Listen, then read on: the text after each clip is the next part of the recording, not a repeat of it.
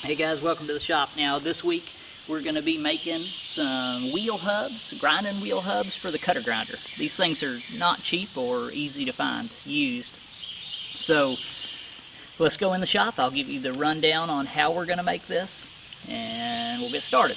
And I got some other things, of course, I'll show you too. Alright guys, now here is the part that we're going to be replicating, and it is just a wheel hub for a cutter grinder. Like I said, they just hold the wheel and allow us to mount it to the cutter grinder and not have to redress the wheel so heavy and stuff if you leave them on. If you take them on and off, a lot of times you have to remove a lot of the wheel to get it running back true, and in some cases you have to rebalance. So it's just easier if you leave them on the hub, and with a cutter grinder you're constantly changing wheels and you need lots of hubs. Now what we're going to do is make these out of a piece of 1144, which is what we have. We're going to turn our major, turn our step for our thread, come in, cut our thread relief, thread this thing, drill and bore it, cut our counterbore, part it off, flip it, and we'll have to be really careful when we flip it that we get it indicated in back true, because you could run into a whole host of issues if you had a lot of run out in something like this. Set our taper attachment up, come in and cut our taper. Now, you could easily turn this into a 3-part series, and I'm not going to do that. We're going to run through this kind of a quick. We've got our piece in the lathe and faced off and ready, so let's go over there and get started. Well, I've already faced this, and I want to get back here to 1 3/4 inches. So I'm using my stair adjustable parallels. Just open it up to 1 3/4 inches. Right around there.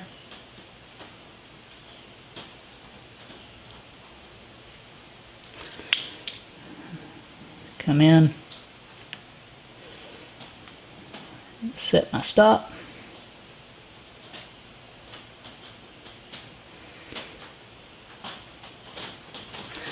and that way I know how far I'm cutting back.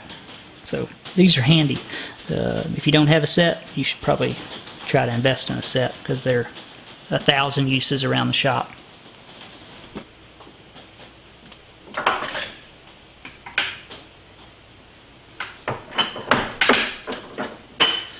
Alright.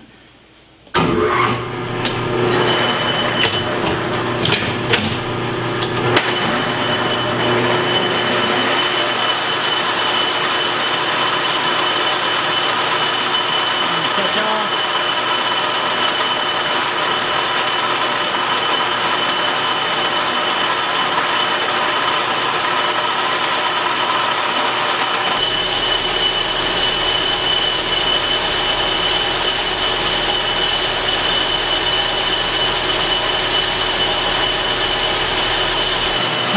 Thousandths, 60 per side. And now chip breaks pretty good at that.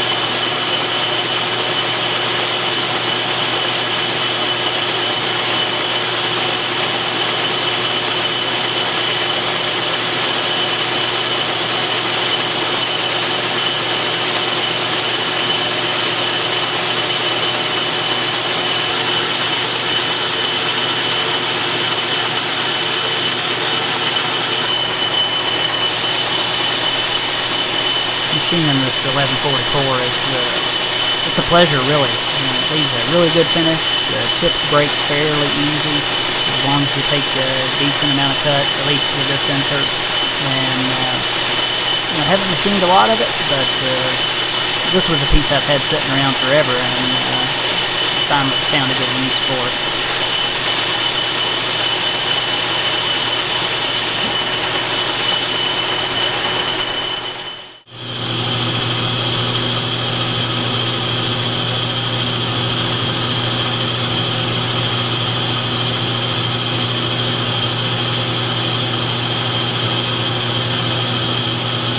foul over.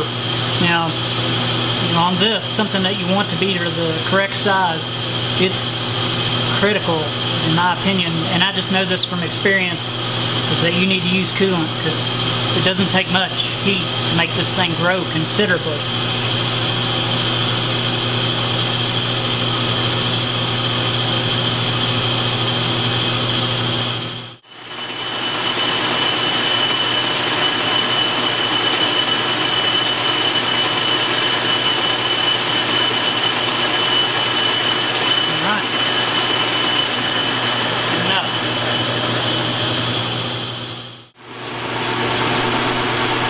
Here I'm just coming in and relieving the center section of the face of this hub.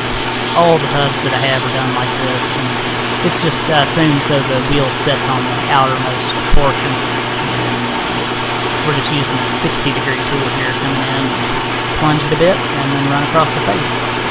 So pretty simple.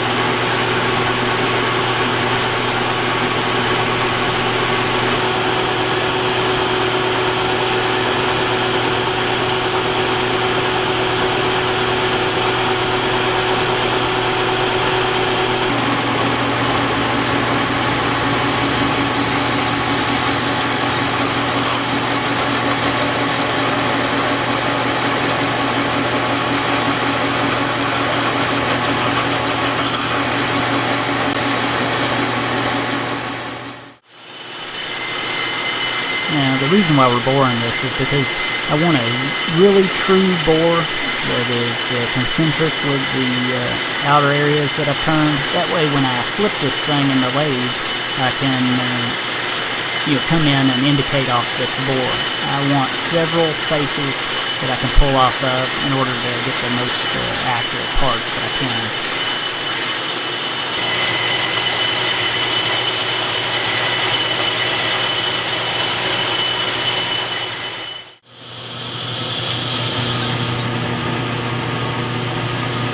This bar is a little small.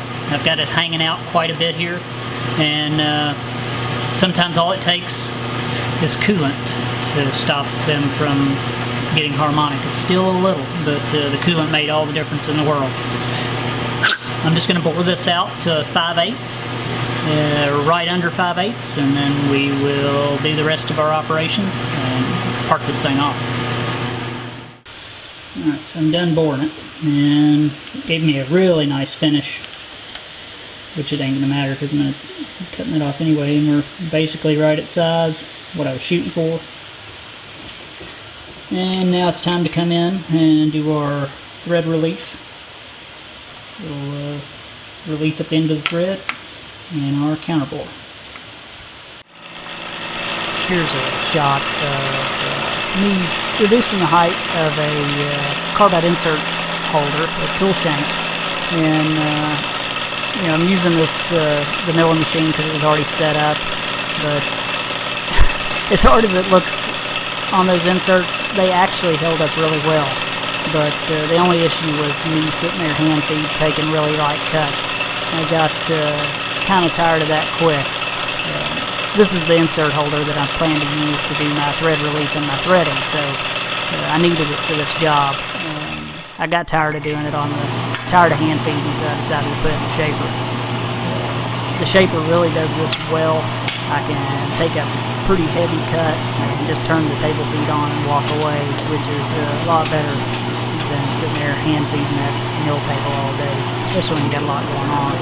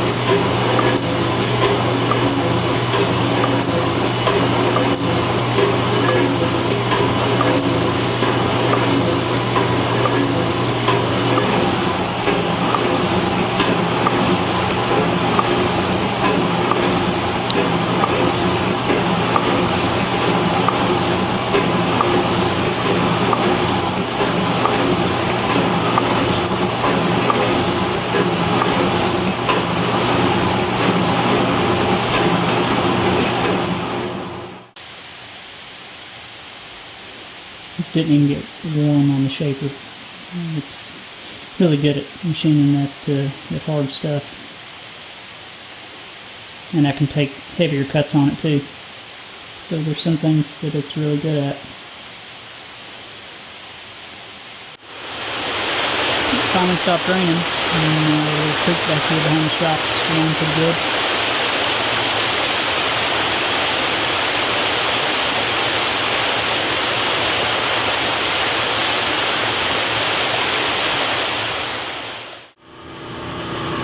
This tool is a 3/30 seconds radius, and we're going to be putting in our thread relief. This is an insert that I actually touched up on the cutter grinder. I'm quickly wondering how I worked without a cutter grinder.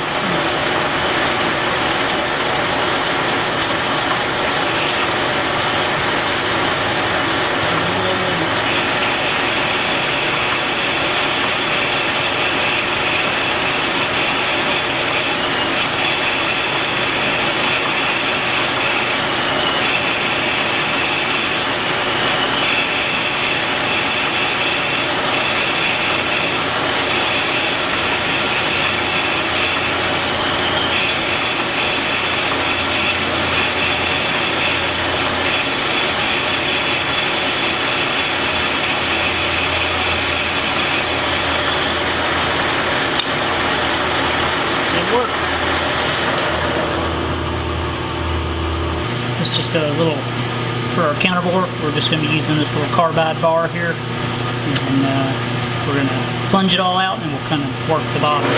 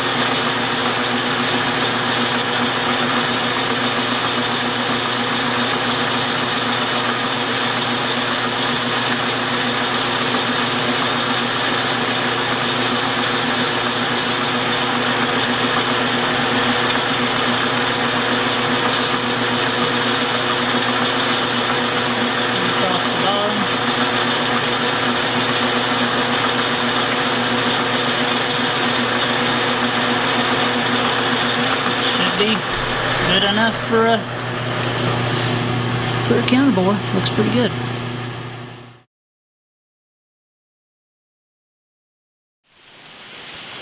It's raining again. So we had a storm come through last Friday, and the major storm front that rolled through didn't really do much damage to our garden, but that night, Friday night, we got hit pretty good. Let me take you and show you. Well, unfortunately, we had some really strong winds come down through here on our lower garden and really did a number on it. You can see it's, the majority of it's blew down. So we're gonna, me and my wife Elizabeth are just gonna, we're gonna walk through it and set it up. The upper garden, it didn't really hurt it that bad. Usually it's the opposite. Usually that being up on the hill, it blows it down, and we don't have to deal with this down here too much as far as the wind damage, but not this time, so we got a lot of work ahead of us. Took all three of us, my dad and my wife and me, less than an hour to stand this up, so it wasn't that big a deal. You gotta, do it while the ground's wet and soft, and that makes it a lot easier. But just one more thing to add to the list of stuff that we all gotta do. To where they've been climbing up the stalk. The mud tracks on it. Yep. They got up in here and started eating. I mean, like I said, there's not even any corn on this yet. It's just the stalk. The cob. Just the cob. So, I mean, that's actually a bad sign. You can see they were actually a little bit of corn there. Yeah. But mostly cob. Yep, the damage begins.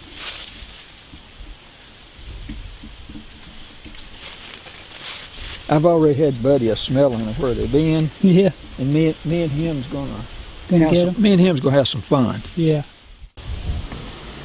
Every year my parents feed these hummingbirds, and I mean we get all different kinds of different ones, and we'll sit out on the porch and watch these things for hours. For as little an animal as they sure are violent. They guard these feeders like crazy. But we should probably get back to the shop and cut some threads on that hub, I'd say. Alright, this is going to be scratch pass, 16 threads per inch. And we're just going to be going straight in.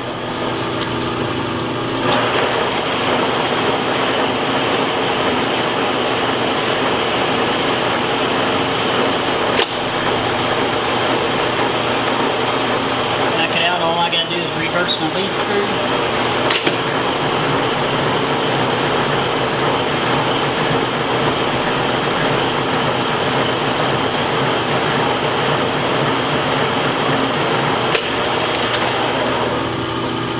My thread, and I am 16 threads per inch.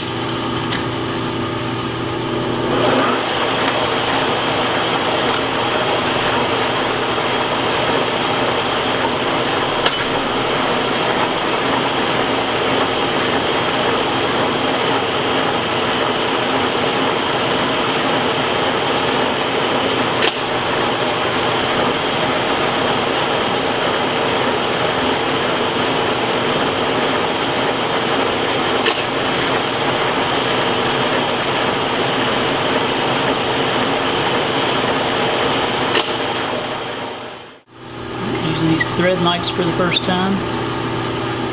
They're really nice.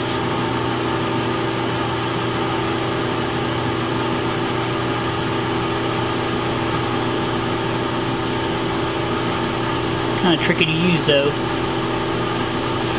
Do a 60 degree here and then a reverse here, 60. So you kind of get it on a thread. One rests on the top and one rests on the bottom. I don't have much experience with these, but neat tool to have.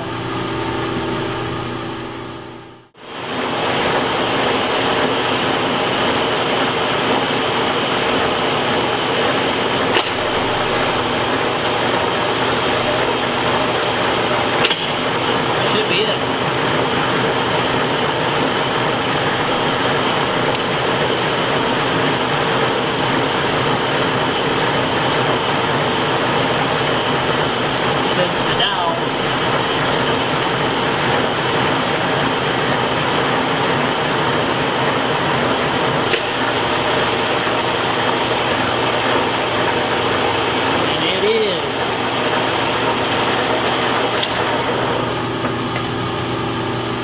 Sweet. It fits perfect.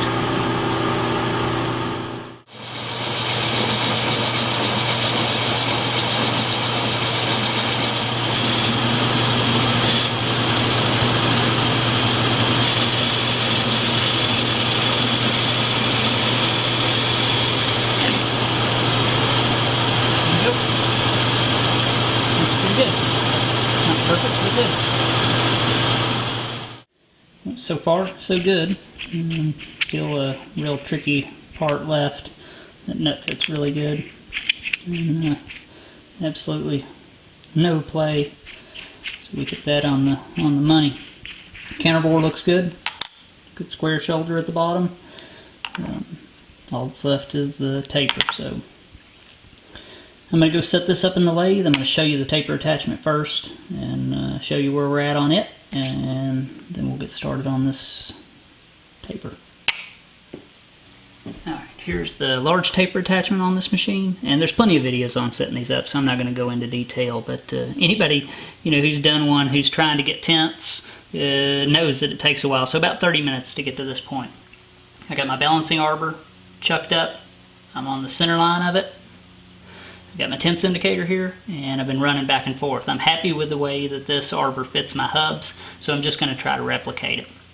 So I'm going to get you down here, get you on this indicator, show you where I'm at, and then we'll put our hub in here and get started. Alright, we're going to run this way. This is just, we're just taking out the backlash. We're actually measuring the other way. Go up and get on this arbor, and hopefully, okay, there's where our taper starts, and I'm just going to slowly run down this. We're at -1/10. There's a 1/10.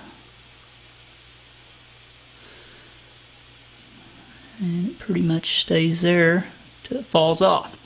So I'm not going to try to bump this thing around, because the only thing I'm going to do is get worse from this point. So I'm going to call that good. Let's put that hub in there and start cutting. Alright, I've got my part in the chuck, and I'm just chucked up on the threads, and I'm using some copper spacers between the part and the jaw. And I don't have a death grip on this thing, but I've got it clamped rigid. And I'm within a 1/10 on this surface here. I'm within a 1/10 on the bore, and then I'm within a 1/10 on this inner surface, which you can't really see well, and then I'm within a 1/10 on this face here. So I'm going to call that good. I mean, that's about as good as I can get it, to be honest. I've tinkered with this thing for probably about 15 minutes, bumping it back and forth with a lead hammer, checking everything just to make sure I'm good and close. So I'm happy with it where it's at. It's as good as it's going to be. So let's bore this thing.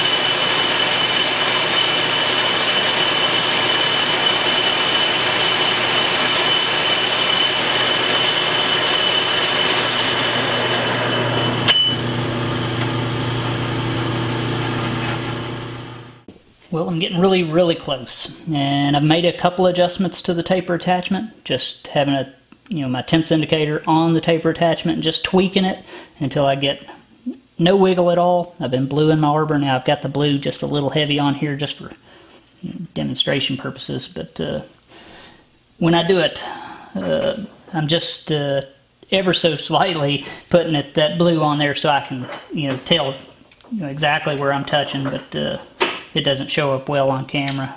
So let me bring in here and show you where we're touching. Alright, you can see that blue there. Now it's exaggerated. I had a little much on there. Not crazy excessive, but enough to where it shows up on camera.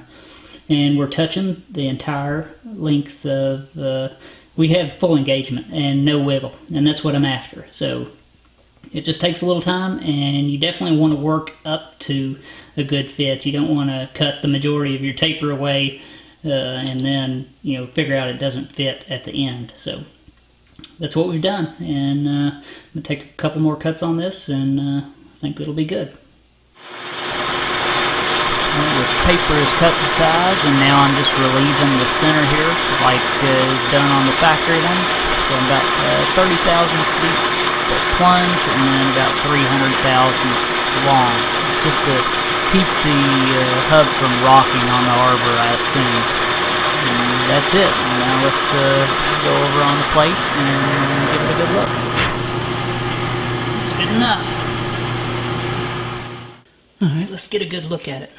Now, I took my time on this. I didn't rush it, and I tried to think out everything as, best as I could as far as operations and the order in which I'd done it. And I changed a couple things along the way as far as how I was going to do it. And as far as its appearance, it turned out really nice. I mean, this is 1144 steel, so it machines really well. It's not the best material to make these out of, but for my purposes, it should be fine. It holds its shape really good and machines well. I mean, that's pretty obvious. Look at the finish on that. And I'm really happy with the fit. I mean, the original ones don't fit that good. So let's go put it on the grinder and see what kind of runout we got. That'll tell us the true tale. Alright, now, to be honest, it don't make no difference what it looks like. If it's got excessive runout, it's just not going to work. A little we can deal with. 1,000th I think would probably be acceptable, but I don't know. But hopefully, and it should be good. It should be really good. I mean, I took my time on it and tried to make sure that everything was as lined up as I could get it.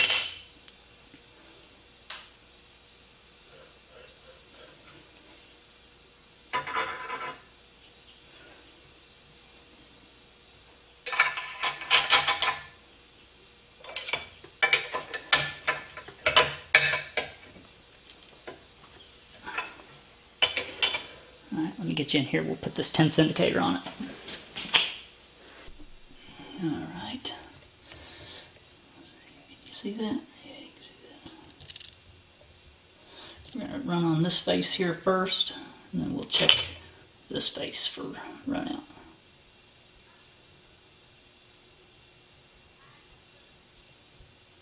Get it on 0. Good enough.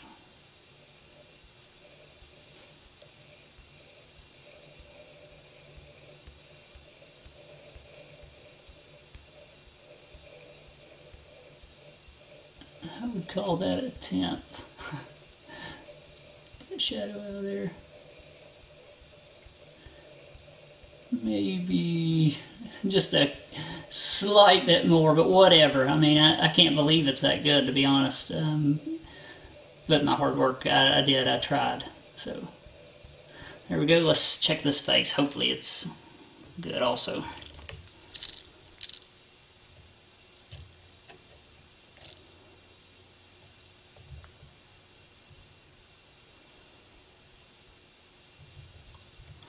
Get in a little closer.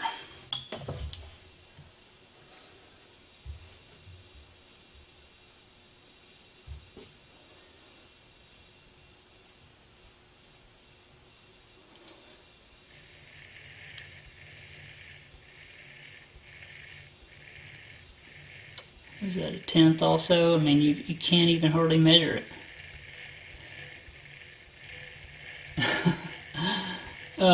Guys, I'm pretty happy about that myself. I mean, the factory ones I bet ain't that good.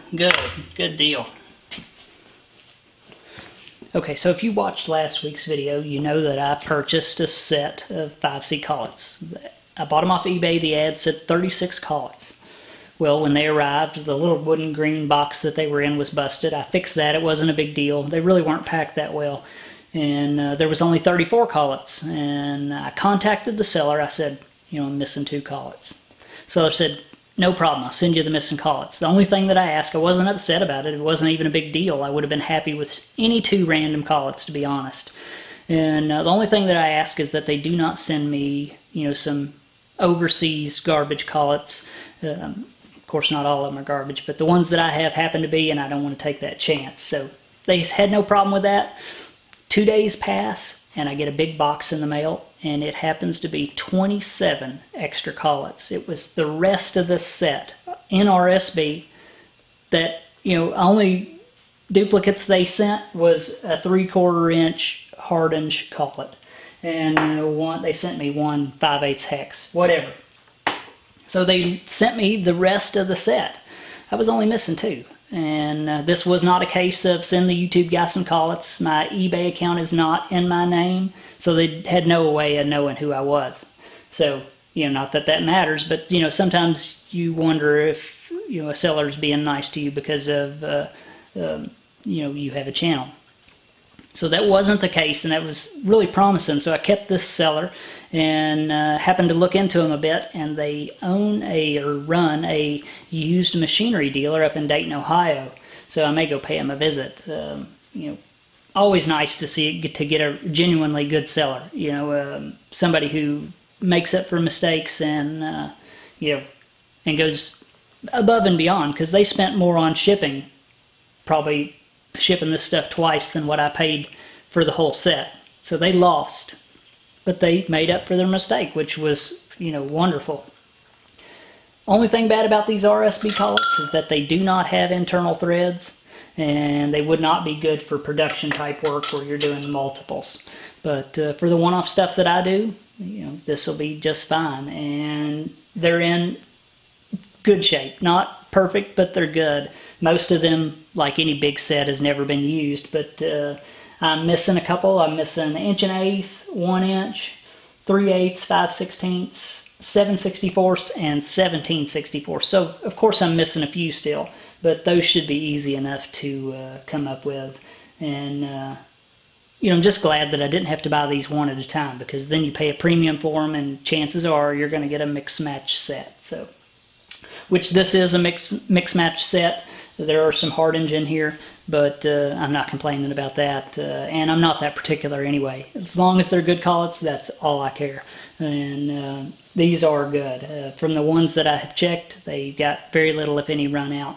And the bores are in extremely good shape. They had a little rust on the faces, but and the bores were clean. Other than a couple had a couple specks, but it was nothing that wouldn't clean up really easily. So I was happy about that. Now the only thing that I got to do is make a storage container, some sort of storage device for these that will keep them in order and keep them clean. I actually may make a insert that goes into my toolbox and just keep them in there. I mean, I'm not going to keep them beside the grinder so they get covered in grinding dust.